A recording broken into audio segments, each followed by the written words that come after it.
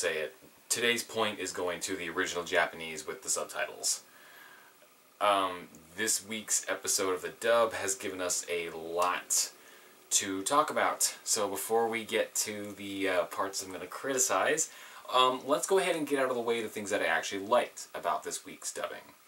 First of all, I'm actually glad that they took this chance to make a correction to a mistake that was made in the original Japanese version. Now, as we know, Hans is a member of the garrison, which has the rose emblem on it. And in this particular episode, there is a moment when Hans runs up to Eren and them, and he strikes a little conversation, getting caught up on old times. But if you look in the original Japanese version, that's not what he's wearing. He's wearing the Survey Corps emblem, which is the wings.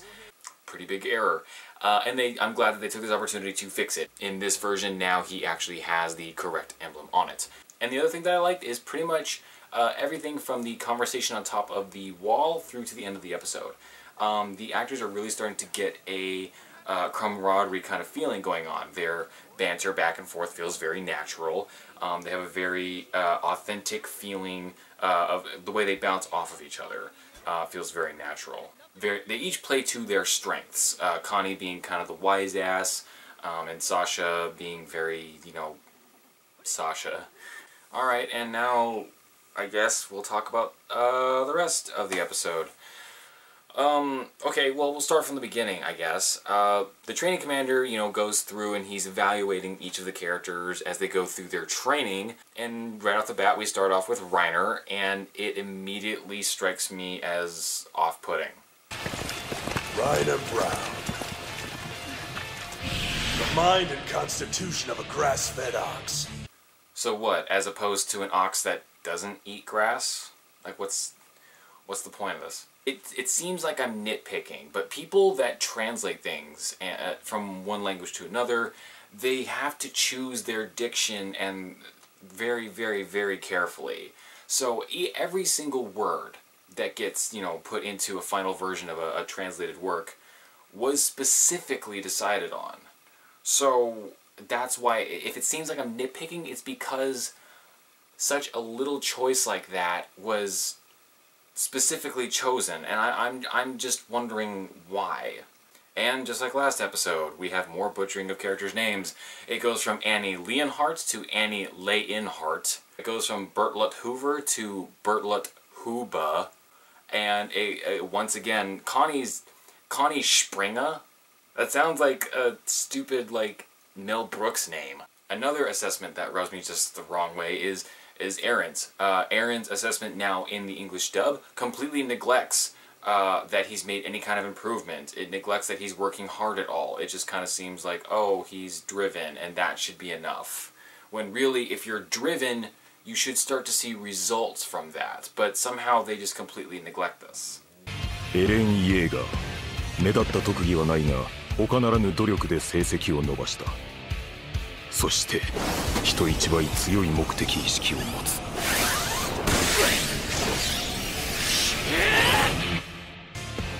Eren Yeager.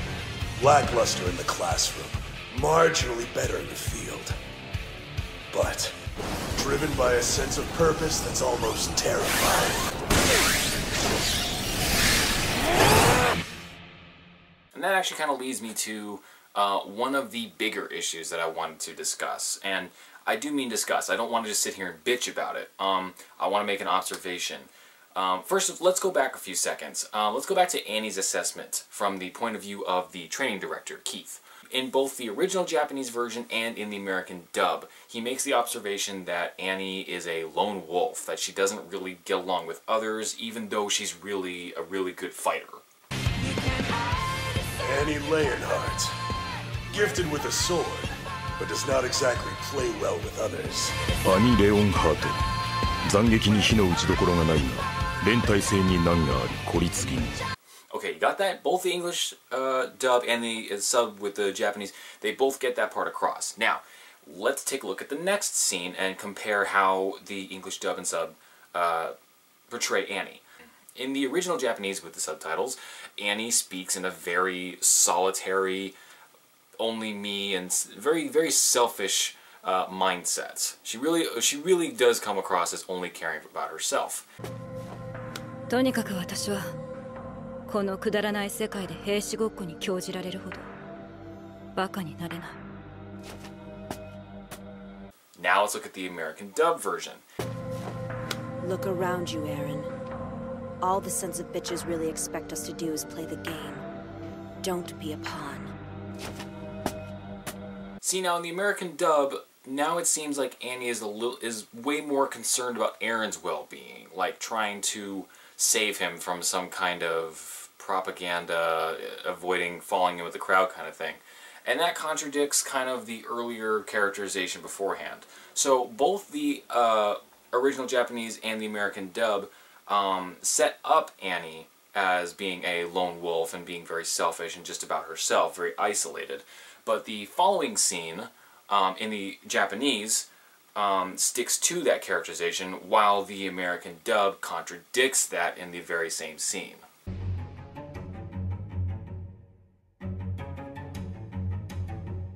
Oh, wait. I get it. He has something to prove. Like what? What are you even getting at? I don't understand. I don't understand what that line means. Nowhere in the original Japanese version was that ever implied. They just flat out state that, oh, Gene is just being a ranting idiot and going off his rocker like I used to when I was a kid. At no point was he trying to prove anything. And while we're here, I should go ahead and point out just a little side note. Bryce Papenbrook, I think that's his name, the guy that's portraying Aaron, is coming across like he does a lot of these gritty voices, like he's trying to sound tough, and it's not always appropriate. And I feel like there's a couple times where you could hold back a little bit. You telling me it's better to cut our losses? Let all the death and destruction be meaningless? Just to ball it up and accept it? Not on your life! Humanity's future lies outside the walls, and I'm gonna clear the way! I'm gonna take back what was ours! I'll drive them out! And as long as at least one of us can say that, we're not done! Yeah, well, I'm joining the Scout Regiment too. Now you're just being stupid. Come on, you're not a fighter. Your life is with books. Wow, that's a little demeaning. I thought you guys were friends. That's kind of a shitty thing to say. I made a promise to your mom before she died. I'm not letting you die. I've got your back whether you like it or not, so just deal with it. Yeah, well, Mom's not here. Yeah, well, Mom's not here. Yeah, well, Mom's not here. I'm sorry, you'll have to speak into my good ear? I didn't quite catch that. Not only is this a immensely disrespectful thing for Aaron to say about his mom, he would just flat out would never say that. It completely contradicts the following action scene when everyone is paralyzed with fear as the Colossal Titan is attacking, and Aaron gets a flashback of when his mother was killed, and it snaps him back, and he's overcome with emotion, and he gets pissed off again, and he goes and he charges at the Colossal Titan. At least that's how it's supposed to be.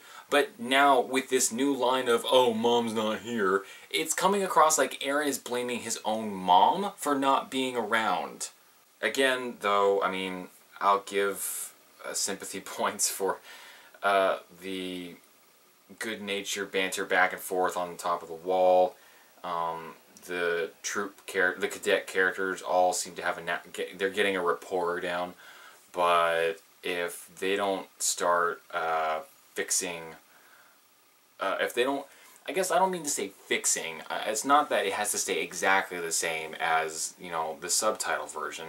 I just want some consistency. I notice a lot of inconsistencies within itself, within its own dubbed universe. If I was watching this for the first time on Toonami, like just the dubbed version, I still would have picked up on these inconsistencies. Annie being lone wolf one scene and then being concerned about Aaron the next scene.